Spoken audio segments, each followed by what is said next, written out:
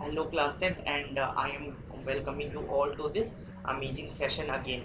So ये जो session based है this is totally based on the electronic spreadsheet.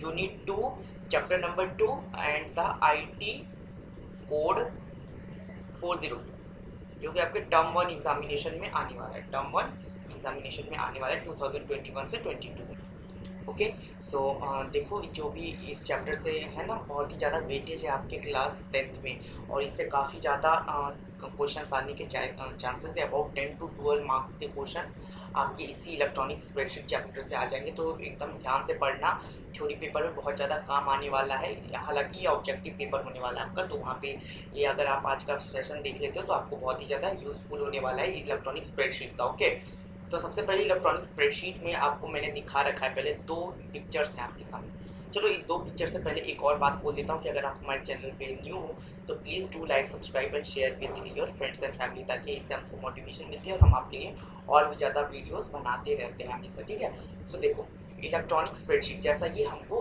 बोल रहा है कि इलेक्ट्रॉनिक स्प्रेडशीट के बारे में यहाँ पे क्या हो रही है, बातें हो रही है रिगार्डिंग ये। तो जो भी बातें होंगी इलेक्ट्रॉनिक स्प्रेडशीट से होंगी। तो मैंने आपके सामने दो पिक्चर्स लगा रखा है, एक में लिखा हुआ है एक्सेल और एक में लिखा हुआ है कैल्क। सो इन दोनों का मतलब क्या है बेसिकली। सो देखो ये दोनों जो हैं ये दोनों डिफरेंट सॉफ्टवेयर्स हैं, बट दोनों का फंक्शन क्या है, एक ही है कि दोनों जो है स्प्रेडशीट सॉफ्टवेयर ही है, यानी कि दोनों का काम है स्प्रेडशीट को ही बनाना। ये दोनों ही मिलकर के एक साथ स्प्रेडशीट को फॉर्म करते हैं। ये जो है कैल्क, ये आपको मिल जाता है ओपन ऑफिस की तरफ से, ओपन ऑफिस .org/कैल्क ये आपको अवेलेबल होता है। ओपन ऑफिस जो कि एक आपको ओपन सॉफ्टवेयर है, वो आपको ये अवेलेबल करवा दिया जाता है। एंड एक एक्सेल है। एक्सेल क्या होता है, ये भी अगेन स्प्रेडशीट है, बट ये जो है हमारा एमएस यानी कि माइक्रोसॉफ्ट ऑफिस की तरफ से ये आपको मिल जाता है। माइक्रोसॉफ्ट ऑफिस की तरफ से ये आपको दिया जाता है, दैट इज़ माइक्रोसॉफ्ट एक्सेल, जिसकी मदद से आप स्प्रेडशीट क्रिएट कर सकते हो। और मैं आपको दिखाऊंगा भी आज एक्सेल की सारी चीज़ें मैं आपको बताने वाला हूँ, मार्क करके भी दिखा दूंगा कि क्या क्या चीज़ें एक्सेल पे हो सकती है जो कि आपके सिलेबस में है। ठीक है, तो ये दोनों पिक्चर को कंपेयर करना है तो हम लोग को जो है इसमें इंपॉर्टेंस ज़्यादा देनी है बेसिकली हम लोग को ओपन ऑफिस कैल्क और एक्सेल पे भी। ठीक है, तो आपके एग्जामिनेशन में क्वेश्चंस दोनों से ही आ सकते हैं, तो हमको दोनों ही पढ़ने हैं। हालांकि आपके सिलेबस में ज़्यादा वेटेज है ओपन ऑफिस का, और ओपन ऑफिस कैल्क आपको अच्छे से थॉरोली क्लियर होना ही चाहिए। तो एक्सेल सीख लोगे और मैं साथ साथ ओपन ऑफिस की सारी चीज़ें बताते चलूँगा। ठीक है, चलो सबसे पहले जो इस यूनिट नंबर अगर यूनिट नंबर 2 का जो सेकंड चैप्टर है दैट इज़ इलेक्ट्रॉनिक स्प्रेडशीट, उसमें क्रिएट एंड यूज़ मैक्रोज है। सो हम लोग को देखना है कि सबसे पहले कि क्रिएट और यूज़ कैसे करना है मैक्रोज को, है ना।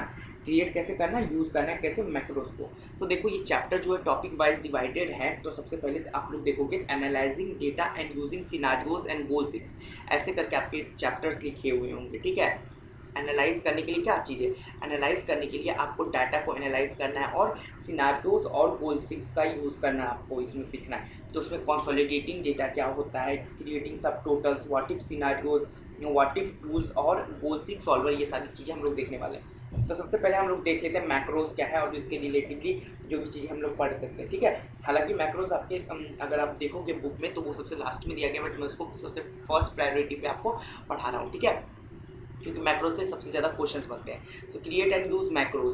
सो क्रिएट एंड यूज़ मैक्रोज में सबसे पहले क्या आ जाता है, देखिए मैक्रोज सबसे पहले होते क्या, macros are the very useful functions available in the spreadsheet program either in the Microsoft Excel और ओपन ऑफिस। ओपन ऑफिस का कौन सा सॉफ्टवेयर, तो कैल्क। ठीक है, ये आपको लिखने आ सकता है एग्जामिनेशन में। जैसे कि मैंने डिजिटल डॉक्यूमेंटेशन में पढ़ा था कि ओपन ऑफिस का होता है राइटर और एम एस का होता है वर्ड एप्लीकेशन। ठीक है, एम एस ऑफिस का वर्ड एप्लीकेशन होता है। सिमिलरली यहाँ पे जो है ओपन ऑफिस का क्या होता है, कैल्क एप्लीकेशन होता है। तो मैक्रोज जो है वो क्या होता है, बहुत ही ज़्यादा यूजफुल फंक्शन होता है जो कि बोथ स्प्रेडशीट प्रोग्राम में अवेलेबल होता है, माइक्रोसॉफ्ट एक्सेल हो, ओपन ऑफिस एक्सेल हो, या फिर WPS ऑफिस का आप यूज़ कर रहे हो, स्प्रेडशीट या किसी भी ओपन ऑफिस का या फ्री ऑफिस का यूज़ कर रहे हो, किसी में भी ये आपको अवेलेबल हो जाता है मैक्रोज। दैट इज़ का बहुत ही ज़्यादा यूजफुल प्रोग्राम्स होते हैं। ठीक है, इन मैक्रो का यूज़ करके बेसिकली होता क्या है, तो using the macro we can record the actions we performed in a file. ठीक है, ये क्या कर सकते हैं, इसका यूज करके रिकॉर्ड कर सकते हैं, फंक्शंस को रिकॉर्ड कर सकते हैं, एक्शंस को, that is performed in a file. एक फाइल में क्या क्या एक्शंस परफॉर्म की गई हैं उनको हम लोग क्या कर सकते हैं, इसकी मदद से रिकॉर्ड कर सकते हैं, और वो एक्शंस जो भी है can be applied in another document repetitively, और उसी को क्या कर सकते हैं अनदर डॉक्यूमेंट पे भी क्या कर सकते हैं रिपीटिवली यूज़ कर सकते हैं। क्योंकि इसका यूज़ करके हमने क्या किया, जो भी हमने इस स्प्रेडशीट में, मान लो कि इस स्प्रेडशीट पे हमने क्या किया, मैक्रो हमने कुछ काम किया और मैक्रो ने उसको क्या किया है, रिकॉर्ड कर लिया, मैक्रो ने उसको रिकॉर्ड कर लिया, हमने रिकॉर्ड करवा लिया, और फिर हमको दूसरे स्प्रेडशीट पे भी उसको उसी के रिलेटेड सेम काम करना है, तो उसको जो है उस स्प्रेडशीट पे क्या करेंगे, ट्रांसफ़र कर देंगे, और this will be become easy, है ना, ये क्या हो जाएगा हमारे लिए भी ईजी हो जाएगा।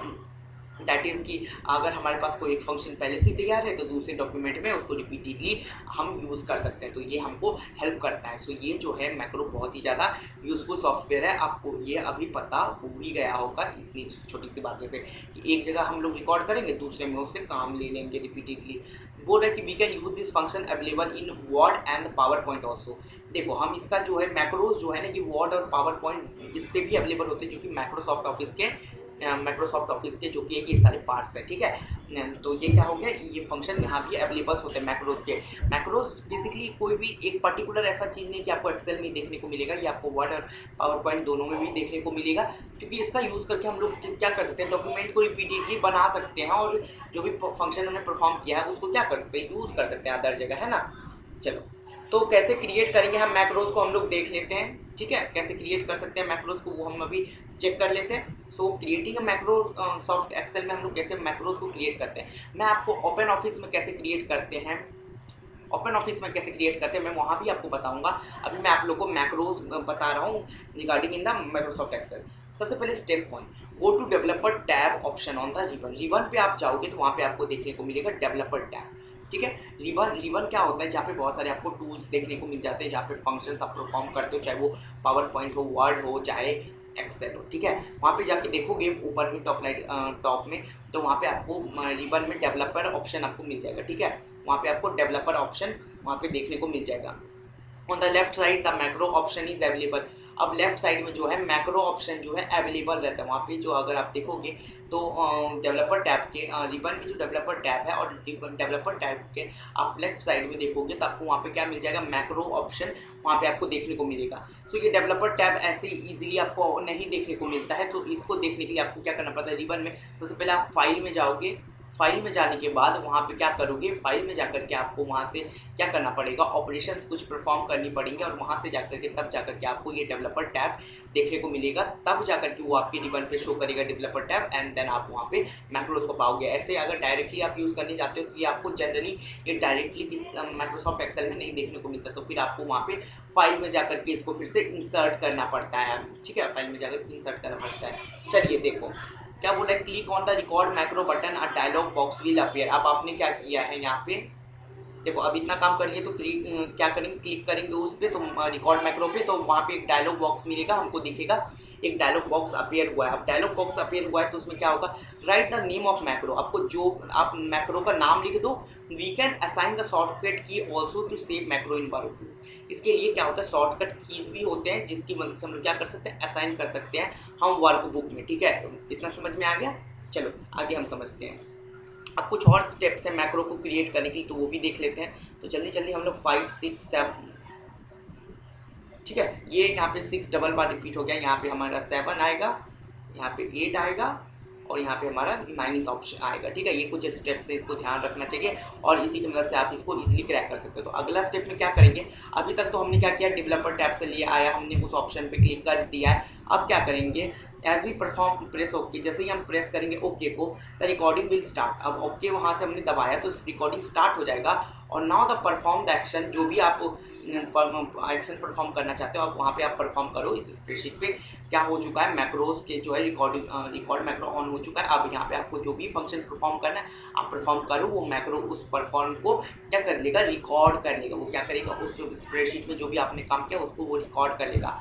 Press the stop recording when and the recording, आप उसको क्या करो, स्टॉप कर दो रिकॉर्डिंग को, जब आपका काम खत्म हो गया हो, आपका जब जो भी आपको करना था वो हो गया। Now we can apply this task to another document. हम ये सारी चीज़ों को जो है अनदर डॉक्यूमेंट में भी डाल सकते हैं ना, ये टास्क को हम अनदर डॉक्यूमेंट में भी क्लियर कर सकते हैं। For this click on macros. अब हम इसको कैसे अब दूसरे डॉक्यूमेंट में डालेंगे, कैसे अप्लाई करेंगे वहाँ पे। सो आप क्लिक करोगे मैक्रोज को, डेवलपर बटन पे आपको मिल जाएगा, ये मैंने आपको बता के रखा है टैब में। So all the created macros will appear. जो भी आपने मैक्रोज क्रिएट किया ना, अब वहाँ पे आपको न्यू वाले जो आपने स्प्रेडशीट प्रोग्राम खोला है, मान लो कि यहाँ पे मैंने परफॉर्म किया, दैट इज ए शीट है। अब मेरे पास है ये कोई, मेरे पास यहाँ पे ये दूसरा शीट है बी शीट। अब यहाँ पे जो आपने रिकॉर्ड किया है और इसको सेव कर लिया है, सो अब आप यहाँ पे डेवलपर टैब में जाकर के आप जब मैक्रोज का ऑप्शन पे क्लिक करोगे तो आपने जो पहले से परफॉर्म की हुई है मैक्रो वो आपको वहाँ पे देखने को मिल जाएगी easily. Select the macro and run it to apply. अब सेलेक्ट कर लो और आपको अगर जो भी मैक्रोज चाहिए वो आप वहाँ पे रन करो अप्लाई करके, ठीक है। इतना क्लियर हो गया। चलो नेक्स्ट थिंग। अब देखो, अब ये तो बात रही थी एमएस एक्सेल की, हमने बात की थी। अब हम लोग बात करेंगे ओपन ऑफिस की। ओपन ऑफिस, इससे क्वेश्चंस आपके एग्जामिनेशंस में आते ही आते हैं। सो ओपन ऑफिस कैल्क में हम लोग कैसे करेंगे। सो आपको पता है कि ओपन ऑफिस और आरजी क्या है, फ्री सॉफ्टवेयर है। सो क्लिक आप करोगे मैक्रो बटन पे, open the Open Office ORG basic macros dialog box. आप सबसे पहले क्या करोगे, कैल्क को ओपन करोगे। ओपन ऑफिस का कैल्क जो होता है, कैल्क आपको ओपन ऑफिस ओआरजी डॉट पे मिल जाएगा। सो वहाँ पे जाकर के मैक्रो डायलॉग बॉक्स पे आप क्लिक करोगे। अब फिर देन क्या करोगे, सेलेक्ट करोगे स्टैंडर्ड लाइब्रेरी। यहाँ पे जो है थोड़ी सी डिफरेंट है, यहाँ पे आप स्टैंडर्ड लाइब्रेरी में जाओगे। In the Calc test macros, Calc में एक टेस्ट मैक्रोज के अंदर आप स्टैंडर्ड लाइब्रेरी में जाने के बाद वहाँ पे क्लिक करके एक न्यू मॉड्यूल को क्रिएट करो। वो जो न्यू मॉड्यूल को क्रिएट कर सकते हो वो वहाँ पे इजीली कर सकते हो आप न्यू मॉड्यूल को क्रिएट। अब आपको वहाँ पे क्या करना है, न्यू मॉड्यूल को क्रिएट करना है। आफ्टर क्या करने के लिए, स्टैंडर्ड लाइब्रेरी को सिलेक्ट करने के बाद अब वहाँ पे आप क्या करो, इंटर करो एक meaningful name such as the Calc function and okay. ठीक है, एक मीनिंगफुल वहाँ पे नेम डालो। ऐसा ही मैंने आपको एक्सेल में के भी केस में बताया था नेम डालने का, आपको याद आए। हाँ ठीक है। तो यहाँ पे क्या करते हैं, मीनिंगफुल नेम डालने के बाद कैल्क फंक्शन और ओके दबा दो। अब जो ये जो है आपके पास ओको ऑटोमेटिकली जो है वो क्रिएट कर देगा macro and named main and open the module for editing. अब वो आपका मैक्रो ओपन कर देगा अपने आप, जो ओपन ऑफिस ओको है वो। अंदर आप उसके बाद क्या कर सकते हो, उसको मॉड्यूल को एडिट कर सकते हो। आपको जो भी टास्क परफॉर्म करना है उसके साथ वो आप टास्क वहाँ पे इजीली परफॉर्म कर सकते हो, है ना। चलो let me to change my pen's colour.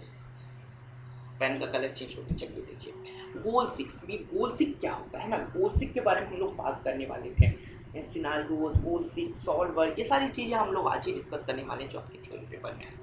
Goal seek क्या होते हैं ना भैया, देखो गोल सीक क्या है, एक कमांड है। ये कैसा कमांड है, गोल सीक कैसा कमांड है कि calculate the resulting value by the changing the cell value to meet the desired target. Goal seek क्या है, कमांड है, एक ऐसा कमांड है जिसकी मदद से हम लोग कैलकुलेट कर सकते हैं द रिजल्टिंग वैल्यू को। क्या कर सकते हैं, किसको कैलकुलेट कर सकते हैं, तो वो रिजल्टिंग वैल्यू को। और वो कैसे कैलकुलेट करेंगे, तो by changing the cell value, cell value को चेंज करके to meet the desired target, है ना। हमारे पास देखो गोल सीक एक ऐसा कमांड है जिससे कैलकुलेट कर सकते हैं रिजल्टिंग वैल्यू को ड्यूरिंग द किसको चेंज करके, सेल वैल्यू को चेंज करके। अगर हम हमारे से कोई गलती हुई है, हमको पता है कि हमारे पास इसमें होते हैं सेल्स, ये सेल्स हैं, यहाँ का मैंने वैल्यू चेंज किया है। सो आफ्टर दैट जो मेरा डिजायर्ड टारगेट है वो पूरा होगा। और गोल सीक की मदद से वो जो फाइनल जो रिजल्ट आएगा उसमें भी चेंजेस आएंगे। सेल का वैल्यू अगर हम चेंज करते हैं तो वो हमारे डिजायर को मीट करेगा और वहाँ भी जो है चेंजेस हमको देखने को मिल जाएगा इजीली। अगर अदर वर्ड में मैं इसको बताऊं तो अगर if we know that value we want from a formula, अगर हमको पता है कि हमको वैल्यू चाहिए, हमको पता है हमको एक चाहिए अब फार्मूला से, but we do not know the input value, हमको इनपुट वैल्यू पता ही नहीं है। हमको क्या पता है, हमको फार्मूला हम लोग को क्या है, we want from a formula, ठीक है, बट हमको इनपुट वैल्यू पता ही नहीं है। तो हम लोग यूज कर सकते हैं गोल सीक कमांड का और ये हमको क्या देगा, डिजायर्ड वैल्यू में चेंजेस करके हमको दे देगा। तो गोल सिक्स का आप कैसे यूज करें, तो उसके भी कुछ स्टेप्स मेरे पास दिए हुए हैं, ठीक है। तो गोल सिक्स को कैसे यूज कर सकते हैं, देखिए गोल सिक्स को कैसे यूज करते हैं। तो सबसे पहले आप जाओगे go to data tab from data tools, click on what if analysis option. क्या यहाँ पे जाने के बाद आप किस पे क्लिक करोगे, व्हाट इफ एनालिसिस। अब ये व्हाट इफ एनालिसिस क्या है, सो व्हाट इफ एनालिसिस का क्या मतलब है कि आपने अगर कोई वैल्यू फिक्स की है सो तभी ये परफॉर्म होगा फंक्शन, ठीक है। व्हाट इफ एनालिसिस कहता है कि आपने कोई एक डिजायर्ड वैल्यू पहले से यहाँ पे सेटअप की है, तभी वो फंक्शन क्या होगा, परफॉर्म होगा, ठीक है। जैसे कि मैं अगर एग्जांपल लूँ, लाइक अगर मैंने पहले से सेट कर रखा है कि 15%, अब 15% की कोई वैल्यू होगी, इससे ऊपर होगी, तभी मेरा ये व्हाट इफ एनालिसिस काम करेगा। मैंने कहा कि किस मेरे पास मैंने फिक्स कर दिया है क्या कि 15% होगा तभी मेरा एक फंक्शन क्या करेगा, वर्क करेगा। ऐसे मेरा फंक्शन वर्क नहीं करेगा जब तक 15% नहीं हो, जब तक 90% नहीं हो, जब तक 95%, 99% ना हो। मैंने ऐसे वैल्यू फिक्स कर रखी है, तब तक ये ये जो व्हाट इफ एनालिसिस काम नहीं। ठीक है, ये तो बात रही व्हाट इफ एनालिसिस क्या है। बट गोलसिक के स्टेप्स में हम लोग देख रहे थे, तो सबसे पहले हम लोग डाटा टाइप पे गए, डाटा टूल्स में हम लोगों ने क्लिक किया what if analysis option. What if analysis clear है। अब इस पर क्लिक करने के बाद हमको क्या करना है, अब हम लोग सेलेक्ट करेंगे गोलसिक ऑप्शन को। गोलसिक ऑप्शन को क्या करेंगे, सेलेक्ट करेंगे। A dialog box open, a dialog box open होगा। ठीक है, in the set cells select the cell in which we want to change the value. अब वहां से क्या करोगे, सेट सेल्स में आप लोग चेंज कर लोगे। आप जहाँ पे जो भी वैल्यू आप सेलेक्ट करके चेंज करना चाहो वो वहां से आप कर सकते हो। In the value right the desired value. उस वैल्यू में जो है आप डिजायर्ड वैल्यू को लिखो। ठीक है, उस वैल्यू में डिजायर्ड वैल्यू को वहां पे आप लिख सकते हो। By the changing cell select the cell whose input value will change. आप जो है ये देखो मेरे पास स्प्रेडशीट है ना, जैसे मेरे पास बहुत सारे सेल्स होते हैं, इसमें आपको पता ही है, तो उसमें हम लोग चेंज कर सकते हैं। उस सेल के अंदर जाकर करके जो भी इनपुट वैल्यू है उसमें हम लोग चेंजेस लाएंगे by the changing the select cells. Okay, select करके सेल्स को फिर क्लिक करेंगे ओके पर, तो हमको एक्सेप्ट कर लेगा रिजल्ट। जो हमको डिजायर्ड रिजल्ट चाहिए वो हमको डिजायर्ड रिजल्ट ये दे देगा, है ना, ये हमको डिजायर्ड रिजल्ट दे ही देगा। Next referencing the seat. अब सीट को कैसे रिफरेंस करेंगे, है ना, सीट से हम लोग कैसे रिफरेंसिंग कर सकते हैं ये हम लोग अभी देखने वाले हैं। गोल सीक समझ में आ गया। तो देखो गोल सीक क्या था, मैं आपको एक बार फिर से समझा देता हूँ। तो गोल सीक जो था, sorry that is yes, goal seek क्या था हमारा, गोल सीक जो यूजुअली ऐसा रन फॉर्मूला था to calculate result based option, है ना, रिजल्ट बेस्ड ऑप्शन हम लोगों को जो दे सकता था वही था हमारा गोल सीक। ठीक है, कभी कभी रिफरेंसिंग सीट से पहले मैं आपको बता देता हूँ सॉल्वर। ठीक है, इसको अभी यहाँ पे हटाते हैं, अभी मैं आपको बताता हूँ सॉल्वर क्या होता है।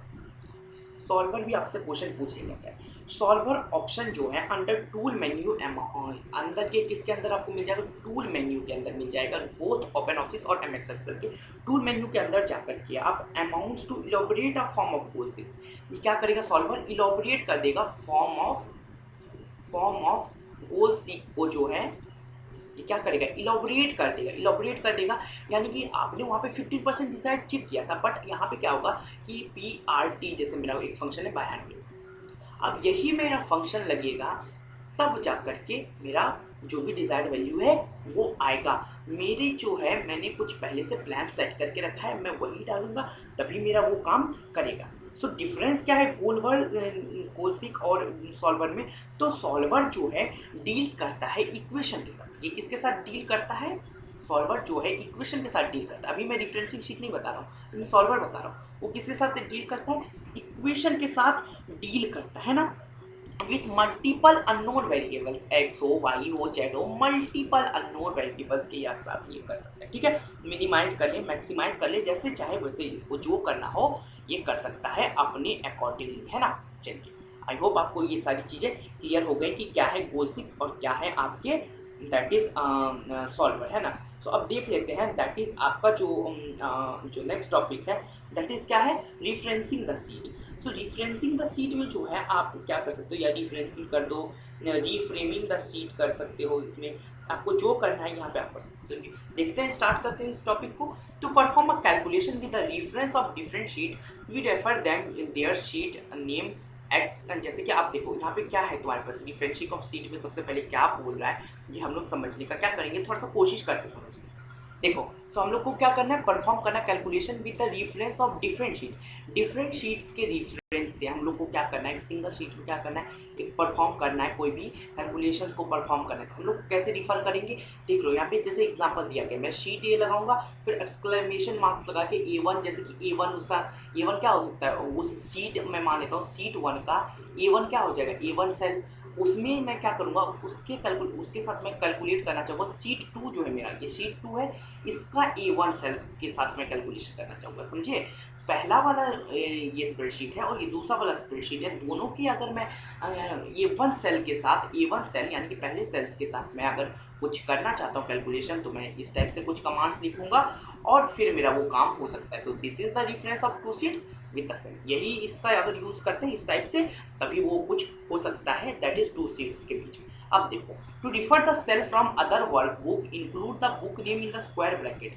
आपको अब देखो ये ऐसे ही काम नहीं कर जाएगा किसी भी पे, सो आपको कुछ कमांड्स यूज करना पड़ेगा। अगर आपको रिफर करना है सेल को अदर वर्क बुक से, तो आपको इंक्लूड करना पड़ेगा एक बुक नेम जो कि स्क्वायर ब्रैकेट में। जैसे कि आप एग्जांपल में देख सकते हो कि जैसे आपको परफॉर्म करना है सम कैलकुलेशन, अगर आपको परफॉर्म करना है एडिशन, सो आप क्या करोगे, सबसे पहले आप ब्रैकेट में जो है स्क्वायर ब्रैकेट में आप बुक ए को लिखोगे, पहला बुक, फिर जो आप शीट 1 से बुक 1 को लाए हो, फिर A1 इज टू E1 तक के उसके कैलकुलेशन को आप यहाँ इस परफॉर्म करना चाहते हो। ठीक है, मान लेता हूँ ये एक स्प्रेडशीट है बुक 1, ये मेरा स्प्रेडशीट है बुक 2, ये मैं मान लेता हूँ सिर्फ 2 इसका नेम है। ठीक है, तो ये बुक 1 का अगर मैं यहाँ पे करना है सम करना है, तो मैं क्या करूँगा, बुक 1 को जो है मैं स्क्वायर ब्रैकेट में बंद करके शीट 1, ये क्या है मेरा शीट 1, क्योंकि नीचे आप जाने के बाद आपको बहुत सारी शीट मिल जाएगी, शीट 1, शीट 2, शीट 3। ठीक है, इस टाइप से। अब मुझे कहाँ तक परफॉर्म करना है, ए वन सेल से लेकर के E1 सेल तक के तक हमको क्या करना है, परफॉर्म करना है टास्क। तो मैं वहाँ पे इजीली इस टाइप से इस का यूज़ करके मैं कर सकता हूँ, है ना। अब देखो वर्किंग विथ हाइपरलिंक, अब ये वर्किंग विथ हाइपरलिंक क्या है भैया, तो देखो वर्किंग विथ हाइपरलिंक क्या हो सकता है, अभी हम लोग यहाँ पे डिस्कस कर लेते हैं। सॉल्वर गोल 6 वगैरह डिस्कस कर लिए, अभी हम लोग देख लेते हैं ये चीज़ भी। अब सबसे पहले समझते हैं कि हाइपरलिंक होता क्या है। हाइपरलिंक क्या है ना, hyperlink can be used in Calc. अगर हम इसका क्या कर सकते हैं, कैल्क में हम लोग हाइपरलिंक का क्या कर सकते हैं, यूज कर सकते हैं टू जंप, यानी ओपन ऑफिस कैल्क में हम लोग हाइपरलिंक का यूज करके हम लोग क्या कर सकते हैं, जंप कर सकते हैं टू अ डिफरेंट लोकेशन का, टू अ डिफरेंट लोकेशन पे हम लोग जंप कर सकते हैं विद इन अ स्प्रेडशीट, उसी स्प्रेडशीट में, चाहे वो अदर किसी का वेबसाइट हो या किसी और का। अगर मैं यहाँ पे लिखूँ www.youtube.com, अब मैंने ये लगा दिया, मेरा एक जो स्प्रेडशीट था उसमें मैंने ये हाइपरलिंक वहाँ पे मैंने सेट कर दिया। ठीक है, मैंने वहाँ पे हाइपरलिंक ये सेट कर दिया।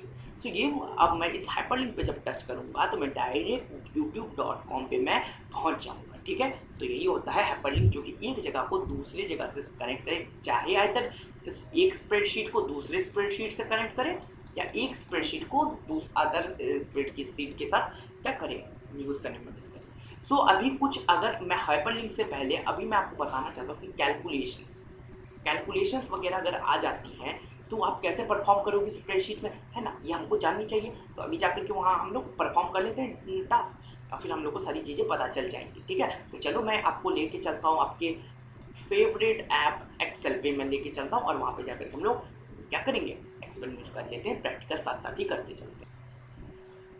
सो ये मेरा ओपन हो गया है आपका, दैट इज़ माइक्रोसॉफ्ट एक्सेल। सो ये देख सकते हो यहाँ पे आपकी बहुत सारी ये जो देखो ये सारी जो चीज़ें हैं ये मेरी सेल्स कहलाती है। ये जितनी भी चीज़ें देख रहे हो ये सारे सेल्स है, ये सारी चीज़ें क्या सेल्स है, जिसको मैं अभी इसकी मदद से सेलेक्ट कर सकता हूँ। ठीक है, ये सेलेक्ट कर सकता हूँ, जैसे कि ये ए सेल है, ये मेरा A1 सेल है, ये A2 सेल, A3 सेल, ऐसे ये जो है काफ़ी दूर तक चला जाएगा। ठीक है, ये मेरा B सेल है, C, D, E, F, G, H, ऐसे इधर बहुत सारे सेल तक। अब अगर मुझे परफॉर्म करना है A1 सेल से लेकर के, अब सपोज दैट मैं क्या करना चाहता हूँ E1 सेल तक के मैं परफॉर्म करना चाहता हूँ, मैं इसको सेलेक्ट करके जो भी मेरे को ऑप्शंस लगते हैं ऑपरेशंस मैं वहाँ पे परफॉर्म कर सकता हूँ। अभी मैं यहाँ पे लिखता हूँ, जैसे कि मैंने लिखा यहाँ पे 23, A1 सेल्स में लिखता हूँ 23, फिर यहाँ 34, फिर मैं यहाँ लिखना चाहता हूँ 87, फिर 90। ठीक है, अब 90 का यूज़ करना है, तो अब मैं क्या करूँगा, अब इतना सारा काम मैंने कर लिया, अब यहाँ से मैं जो है क्या करूँगा, इस सारी सेल्स को सेलेक्ट करूँगा। अब मुझे जो भी रेफरेंसेस यूज़ करनी है, ठीक है, सो मैं क्या करूँगा, इसको जो है मैं यहाँ, या तो अगर मैं सम करना चाहता हूँ, मेरे पास ये ऑटो सम ऑप्शन है। ठीक है, ऑटो सम यहाँ पे मेरे को ऑप्शन पहले से ही अवेलेबल है, तो मैं इसको अगर प्रेस करता हूँ तो यहाँ पे मुझे टोटल कैलकुलेशन 234 मिल रहा है, 23, 34, 87 और 90, इसका जो टोटल कैलकुलेशन है यहाँ पे 234 मिल रहा है। सो या फिर मैं इसका फॉर्मूला भी यूज़ कर सकता हूँ। अगर मैं यहाँ पे डायरेक्ट ना करके मैं इसको क्या करता हूँ, मैं फॉर्मूला यूज़ करके मैं इसको अगर करना चाहता हूँ, सो मैं देखो सबसे पहले मेरे पास इतना, मैं ये सारे सेल्स को मैं सेलेक्ट कर लेता हूँ, मैंने सेलेक्ट कर लिया। सेल्स को सेलेक्ट करने के बाद मैं यहाँ पे क्या करूँगा, अब मैं फॉर्मूला लगा दूँगा। यहाँ पे मैं जाने के बाद अभी जो मेरे पास फॉर्मूला आया था वो मैं फॉर्मूला लगा देता हूँ सम A1 इज टू A4, यानी A1 सेल से लेकर के A4 सेल तक में जितनी भी डाटा है उसको सम करके मैं A5 सेल्स में मैं वो ले आऊँगा। सो अब जैसे ही मैं इस पर क्लिक करता हूँ तो ये देखो मेरे पास 234 जो है डिज़ायर्ड वैल्यू जो है मेरे पास वो आ गई। ये मैं या तो फॉर्मूले का यूज़ करके कर सकते हैं या फिर अब मान लो उसी का मुझे अब एवरेज निकालना था इन सारे सेल्स का, तो मैं क्या करूँगा यहाँ से यहाँ तक सेलेक्ट करूँगा और मैं फॉर्मूला यहाँ पे लगा दूँगा। ठीक है, अब मैं यही सेलेक्ट नहीं करूँगा, ये डायरेक्ट मैं लास्ट सेल है यहाँ पे जाकर के मैं क्या कर दूँगा फॉर्मूला लगा दूँगा और यहाँ पे मुझे डिजायर्ड वैल्यू इनकी मिल जाएगी एवरेज। ठीक है, एवरेज मेरे को यहाँ पे मिल गई है जैसे मैंने यहाँ पे फॉर्मूला लगा दिया। यहाँ पे ऑटो सम्स में आपको बहुत सारे ऑप्शंस मिल जाते हैं, काउंट नंबर, एवरेज, मैक्स, या तो आप फॉर्मूला लगाओ या तो आप यहाँ से डायरेक्टली कर सकते हो। ठीक है, यहाँ देखो कंडीशन फॉर्मेटिंग दिया गया, फॉर्मेट टेबल है, सेल स्टाइल्स को आप चेंज कर सकते हो, है ना। सेल्स के आप इतनी टाइप से स्टाइल्स को आप क्या कर सकते हो, जैसे मेरे पास ये आया है फाइनल वैल्यू, तो मैं इसको इस सेल्स में ऐसे करके मैं फॉर्मेट करके डाल सकता हूँ, क्यों, है ना। अब देखो मैं यहाँ पे इंसर्टिंग ऑप्शन में जाकर के क्या क्या इंसर्ट कर सकता हूँ आप देख सकते हो। मेरे को टेबल इंसर्ट करना है तो मैं टेबल इंसर्ट कर सकता हूँ, कोई मेरे पास पाई चार्ट वगैरह है वो मैं इंसर्ट कर सकता हूँ। हाइपर लिंक जो अभी मैंने आपको बताया, तो मैं यहाँ से क्या कर सकता हूँ, हाइपर लिंक को भी मैं क्या कर सकता हूँ यहाँ पे डाल सकता हूँ, है ना। ये देखो यहाँ पे मेरे पास इतनी सारी चीज़ें हैं जो मैं यहाँ पे चाहूँ तो हाइपर लिंक मैं वहाँ पे डाल सकता हूँ इजीली, है ना। हेडर डाल सकता हूँ, फुटर डाल सकता हूँ, लाइन, 3D मैप्स वगैरह, पाइवट चार्ट, ये सारी चीज़ें मैं यहाँ पे इक्वेशंस मेरे पास है, इक्वेशंस का मैं यूज़ कर सकता हूँ। बाइनोमियल थ्योरम हो गया, जैसे एक्सपेंशन सम हो गया, पाइथागोरस थ्योरम हो गया, ये सारी चीज़ों का मैं देखो पाइथागोरस थ्योरम हो गया, तो ये सारी चीज़ों का मैं क्या कर सकता हूँ, यूज़ कर सकता हूँ। जैसे ये मेरे पास लिखा हुआ है that is A² + B² = C² Pythagorean triplet में आपने जैसे पढ़ा होगा ये सारी चीज़ें। ठीक है, यहाँ डाटा में जाकर के आप देख सकते हो, यहाँ पे बहुत सारी ऑप्शन है। व्हाट इफ एनालिसिस आपको जो जैसे मैंने बताया, तो यहाँ पे जाके देख लो, ये गोल सीक ऑप्शन है। व्हाट इफ एनालिसिस का आप जो आपने पढ़ा था गोल सीक्स, तो इस पर टच करते हैं तो ये आपको मिल सकता है। आप यहाँ पे क्या कर सकते हो, पहले सेट करो इस सेल्स का वैल्यू आपको, अब जो भी चेंज करना है सेल एफिशिएंसी को वहाँ आप यहाँ जाकर के कर सकते हो इसलिए। तो मैंने आपको ये भी दिखा दिया कि व्हाट इफ एनालिसिस में कैसे हम लोग कुछ भी यूज़ कर सकते हैं ना। ये देखो new query, existing connections, other sources से ला सकते हैं कोई चीज़ें। ठीक है, रिफ्रेश कर सकते हैं सारी, मैनेज कर सकते हैं डाटा मॉडल को। ठीक है, फोरकास्ट कर सकते हैं। मैंने आपको अभी मोटिव एनालिसिस में जो आपने सिनेरियो मैनेजर यहाँ भी है, वो 6 मैंने आप देख सकते हो, डाटा टेबल, ये सारी चीज़ें, डाटा टेबल भी आपके एग्जामिनेशन में पूछी जाती है। तो यहाँ पे मैंने क्लिक किया तो जो भी मुझे रॉ इनपुट सेल्स में जो भी मुझे डाटा चाहिए तो इसमें 7 यहाँ डाल दूँ और कॉलम इनपुट जो भी मेरे को डालना है वो मैं डाल करके अपना यूज़ उसको कर सकता हूँ, क्यों, है ना। फार्मूलाज मेरे पास कुछ अवेलेबल्स पहले से ही रहती हैं, डेट एंड टाइम की, ये सारे देख सकते हो। मोर फंक्शंस है, ऑटो सम्स के अंदर बहुत सारी फार्मूला है, इरर चेकिंग है, शो फार्मूला, ये सारी चीज़ें आपको यहाँ से, कैलकुलेशन ऑप्शंस आपको। सो जो भी आपने goal seek, what if scenarios, what if analysis आपने देखा था वो आप यहाँ पे टास्क ऐसे परफॉर्म कर सकते हो। मैंने आपको करके भी दिखा दिया है कि लाइव कैसे होता है। ठीक है, सो आप जो भी चाहिए, जैसे मुझे यहाँ से D से E तक परफॉर्म करना था कोई फंक्शन, तो मैं यहाँ पे लिख करके ये सेलेक्ट करके अब मैं वो सम या फिर जो भी मुझे लॉजिकल बाइनोमियल थ्योरम जो भी लगाना है मैं यहाँ पे लगा करके पाइथागोरस लगाना है पाइथागोरस लगा दूँ, तो मैं वो इजीली कर सकता हूँ। जैसे कि अगर आप लोग चाहो तो आप खुद भी यहाँ पे आकर के परफॉर्म कर सकते हो अगर आपके पास ये माइक्रोसॉफ्ट एक्सेल है। ये जो माइक्रोसॉफ्ट एक्सेल है ये जो है नियरली आपको जो है ये कहाँ देखने को मिल जाता है, ये माइक्रोसॉफ्ट एक्सेल आपको देखने को मिल जाता है मोबाइल में भी। सो आप लोग इसको मोबाइल में भी एक बार यूज़ करके ट्राई कर सकते हो, आपके लिए ये बेनिफिशियल होगा। गूगल्स की भी बहुत सारी गूगल की भी शीट्स आती है। ठीक है, आप लोग अगर बात करोगे तो यहाँ पे गूगल की भी शीट्स आती हैं आपके पास अवेलेबल होगी, गूगल की शीट्स भी है यहाँ पे आपके पास अवेलेबल होती है। ठीक है, तो इनका भी यूज़ कर सकते हो आप सारी चीज़ों का और वहाँ पे जाके परफॉर्म कर सकते हो टास्क। बस आपकी जो ऑप्शन आपके बुक में आता है थ्योरी पेपर में ओपन ऑफिस कैल्क के बारे में आता है और माइक्रोसॉफ्ट एक्सेल के बारे में। ठीक है, तो चलो अब थ्योरी पेपर पे वापस चलते हैं अपने प्रेजेंटेशन पे। देख लो अब कैसे वर्क करोगे आप हाइपर लिंक के साथ, कैसे वर्क करोगे। यहाँ जाकर के सबसे पहले हाइपर लिंक ऑप्शन में आप इनेबल अस पे जाओगे और establish a link with the existing file और create a new file in a place of document email also.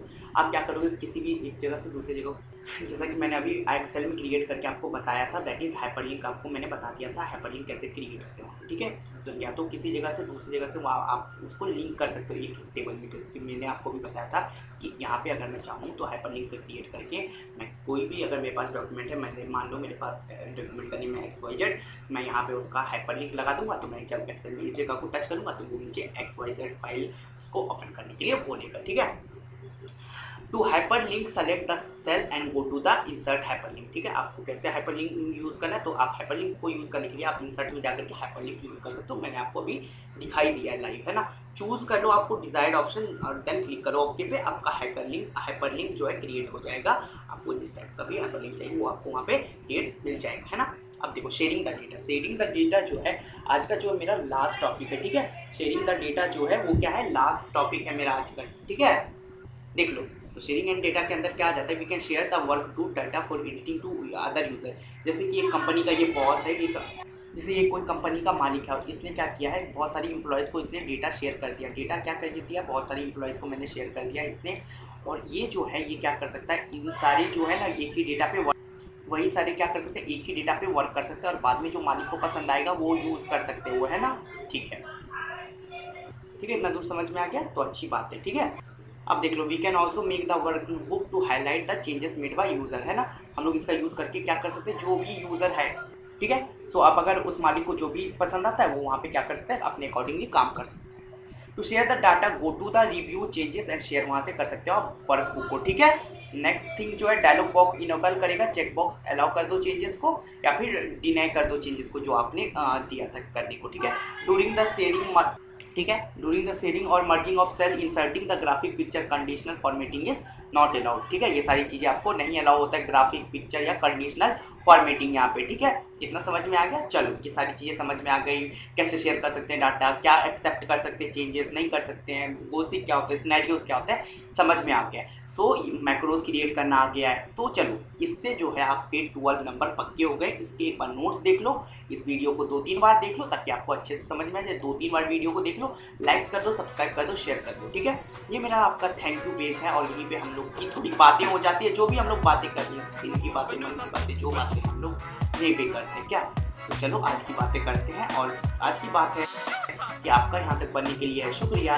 और आप लोग सब्सक्राइब, लाइक, शेयर करोगे अपने फ्रेंड्स के साथ, और थ्योरी पेपर में आप पूरा ऑब्जेक्टिव पेपर में आप फुल बाय फुल। मिलते हैं नेक्स्ट वीडियो में नेक्स्ट टॉपिक के साथ। टिल देन आप क्या करो, हमारे वीडियोस को देखते रहो, शेयर करते रहो, लाइक करते रहो, सब्सक्राइब करो। Thank you for watching this video. We'll meet in the video with the next topic, that is